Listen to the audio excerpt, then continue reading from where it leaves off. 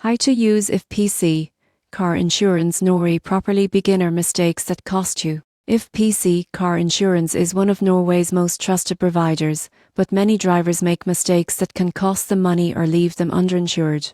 The surprising truth is that simply having a policy doesn't guarantee protection. You need to know how to use it correctly. A major mistake is relying only on third-party liability coverage. While legally required, it won't cover damage to your own vehicle. Choosing comprehensive coverage ensures your car and finances are protected, particularly if your vehicle is new or valuable. Misunderstanding deductibles is another common error. A low deductible reduces out-of-pocket costs but increases premiums, while a high deductible lowers premiums but can leave you paying more if a claim occurs. Selecting the right deductible is crucial. Failing to update your policy is another trap. Life changes such as moving, adding a new driver, or purchasing a different car can affect coverage.